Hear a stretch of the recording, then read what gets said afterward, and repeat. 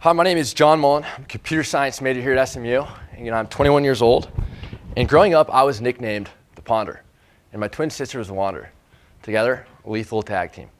But in 2013, we disbanded, and I came to the beautiful city of Dallas, Texas, to study computer science. But one of my biggest discoveries wasn't actually in the classrooms. It was leaving the classrooms on the weekends. And so let me tell you about a real customer story. So freshman year, I found myself a girlfriend. And the hopeless romantic I am, I'm trying to find all these fun new date night experiences on the weekend. And what I found was that here I am in Dallas, it should be quite easy. You know, there's 22,000 different venues with new things to do and over 2 million people. But what I found is that it wasn't that there was too little to do, it was that there's too much to do. And so I spent all these hours in my dorm room literally on the web, scouring the web, and it looked a little bit like this. So here's the top tools. And you're gonna notice each one of these catalogs your city and compiles it into one site. Then they use this little rectangle that they call a search bar to require you to search for what you're looking for and require you to know what you're searching for. And what's interesting is the search is the same for everyone, regardless of what you're interested in or where you're even located. So I quickly found that the best solution, the easiest solution, was just to ask a friend. Because a friend knows me really well and he knows the city well. But I asked you, so what if this friend is actually an online platform? And what if this online platform gets to understand your preferences, gets to know who you are, and finds nearby places? CityStream uses artificial intelligence and location services to find our customers nearby things to do. Local businesses advertise to consumers, a local consumer base within a 20-mile radius, directly to their feeds. We cater to a urban and suburban, middle to high-income residents and traveler base. And our objective is to connect every consumer in a city with a personal connection to go explore this otherwise overwhelming city. So here's our market. On the left, we have our users. We have 1.6 million users between the ages of 18 and 65 in Dallas. And on the right, we have our businesses, over 20,000 businesses in entertainment, retail, and hospitality. And so here's the current solution. They take their information, they put it on static sites. And then they wait for that user to search the entire web to find that business along with all 20,000 of their other competitors.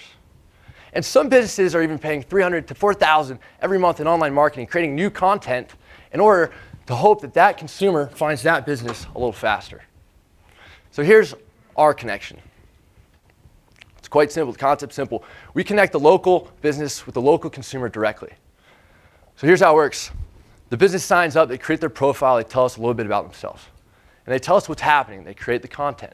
It's either an event, it's an offer, or it's a simple post capturing an experience. And then they create their profile and add to their calendar, telling us when this needs to be reached to which consumers. Then they sit back, and CityStream connects the content with a compatible consumer base in a local 20-mile radius. And notice how it's automated so that these businesses aren't having to spend their time, energy, and money creating new content every week. Instead, they sit back and they're doing what they're best at. And so here's how it works for you and I. So here's a few mood tag examples. Similar to Pandora, you create a station. You sign up, and we collect a little bit of information telling us about who you are and what you're interested in. And then you create what's called a stream. And CityStream goes to work. And so here's the cool thing about CityStream is that we're going to find you nearby things to do while also taking into consideration some of the things that a friend might, like age, like location, like your historical routine, like what your friends like, and even the weather. So then we deliver you with a stream, which is a visual landscape of nearby entertainment options. And as you use it, it shapes itself towards your personal preferences. And as you move throughout the city, your stream moves with you, effectively removing the search and removing the guesswork. So we're pretty excited about it. And here's the people behind the product. So this rather handsome fellow over here is me. That's me, John Mullen. And I'm studying computer science and math here at SMU. I'm a serial entrepreneur. And I believe the best way to put a dent in the universe is to create a business. And so what do you do when you have a great idea or a good idea? You find people that are a whole lot smarter than you are. And so that's what I did with Luke Wood, and Nima Baha. So Luke's a junior computer science engineer here. He's graduating at the top of his class. His experience with AT&T just was matched with Google. He's a pretty bright character. And here we have Nima Baha, who's a professor of entrepreneurship here at SMU. He's been our advisor for 1 year, instrumental in helping us avoid the pitfalls in the early business formation. So how do we make money? So this is our pricing strategy. And instead of reading this to you, what we're going to do is we're going to visualize Valentine's Day in 2018. So here I am, I have a girlfriend, and I need to go take her out in the city. So what do? I pull out CityStream. And I add my mood tags. I add French and fine dining. Scroll through my city, and I find a cool spot called, and I always mess up the name, Boulevardier. Boulevardier. Beautiful. Boulevardier. And so I find Boulevardier, and they offer a table for two, a Groupon, $50. And with the SDK, we're able to take 10% commission on that $50 Groupon, so that's $5.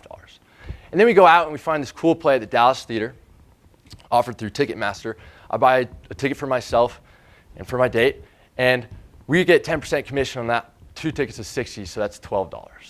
And I like to save money, so I have a monthly premium account, which offers me access to an assortment of citywide offers and exclusive events for $5 a month. And can I get the name again? Boulevardier. Boulevardier has a monthly account for $150 that offers them an extended online reach. So these numbers become really meaningful when we span it across the entire city. So here's our projected user growth model, which we've derived from similar sites in their early stages of growth. And then we've calculated the average revenue per user based on our different monetization models, catering to the Dallas market. And with that, we found our 5-year growth projections, in which we found that in the first 3 years, our largest monetization is in revenue share, of course, and premium accounts. And then by year 4, when we reach about 700,000 users, we reach an inflection point where we're actually able to transition into a monetization model that caters more into advertising partnerships. We're looking to gross. We expect to gross 15 million in 5 years in a market similar to Dallas, at the expense of about 3 million in payroll and marketing. And so we're off to an exciting start. We conceptualized CityStream a year ago, built the prototype. We won funding for the first version so that we're able to bring it to the market. We're looking to raise $220,000 to launch it in Dallas. And we were able to strategically obtain a meeting with USA Today after our launch. We have 2 more rounds of investment, a lot more work ahead of us in order to launch it into a sustaining citywide model and then take it to cities like New York, Los Angeles, Chicago, Boston, so forth, with a few interesting exit strategies along the way. And so I want you to let CityStream do the pondering for you so you can go out and do the wandering yourself. So stop exploring the internet and start exploring your city with CityStream. Thank you.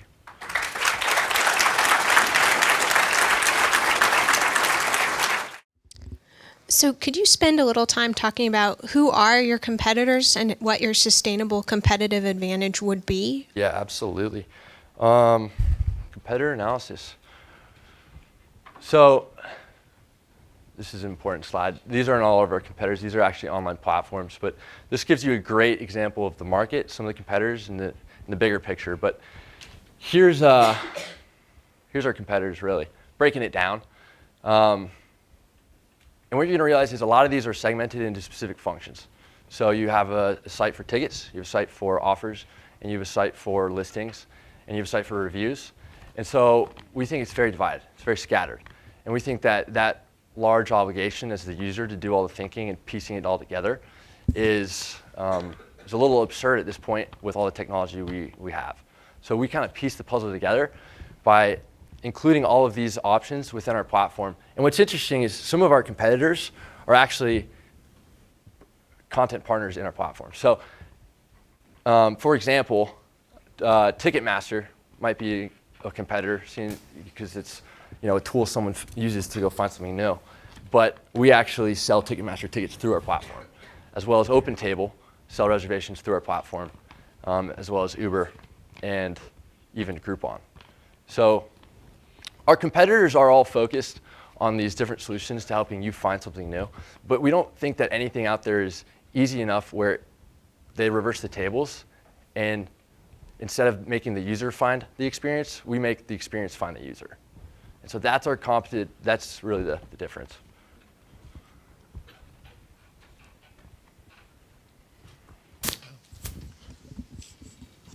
My question would be around, you said that these content places are your competitors. I would agree, but you're more of a content aggregator. And I would think that you're probably in the solving the time problem more than you are in providing content problem. So if you look at like Uber isn't in the transportation business, they're in the saving you time business. Right. OpenTable isn't in the reservation business, they're in the saving you time business. Right. And you're sort of in the same thing. And so as like search and content are evolving, your 5-year plan should probably be looking at more things like voice search. So as like Siri and Alexa Right. and voice search comes on. So as people get away from typing and looking for things and more into, hey Siri, what's around me to do? How Yeah, does absolutely. that fit into your business plan and model? It's like, this is a good thing like 5 years ago as aggregators come together and APIs come together. But as people turn more to Alexa, AI, voice search, how does that play into the development? Yeah, and that's a great point. So if you were to look at what is called a stream, it's really just a selection of different nearby entertainment solutions, options.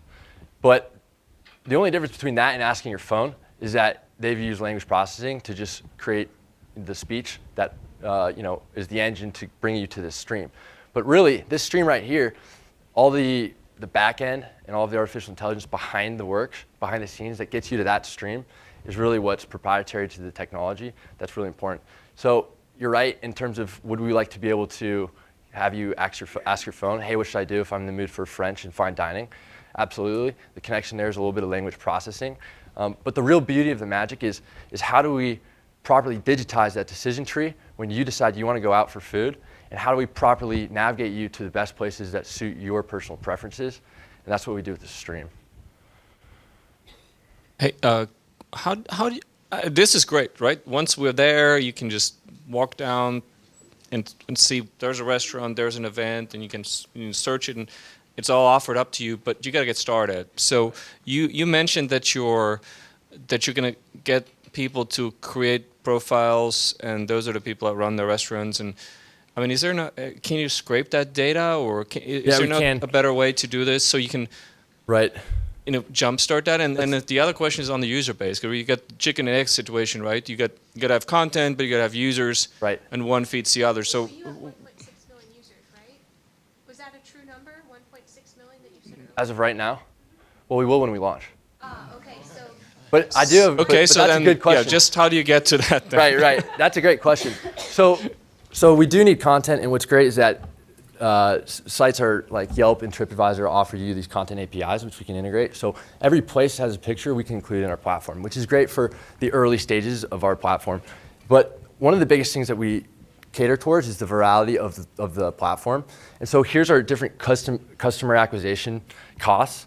And you're going to find one that's quite cheaper than the rest. I'm going to hit you towards the very top, and that's with viral loops. So these are features built into the platform that encourage friends to share it with other friends. So that's really our cheapest distribution channel, is leveraging you who like CityStream to share it with your friends. We do it with a few examples. You can text a friend a spot when you find it. So that's getting our platform out of one hand into another. We have dual stream, which is actually taking two users' interests and finding places based on mutual interests, which is social discovery. And then we have these things called bucket lists. So this is user-generated content where you can log into CityStream and you can group together the best places to watch the game, share it with your friends, and see who's completing those bucket lists. So to answer your question, we build these viral loop mechanisms within the platform to encourage users to share it with other users in order to get started. One last quick question. One last quick one. So you didn't tell us how much you need. 220,000. That's quick. Thank you. Thank you, CityStream. Cool. Thank you.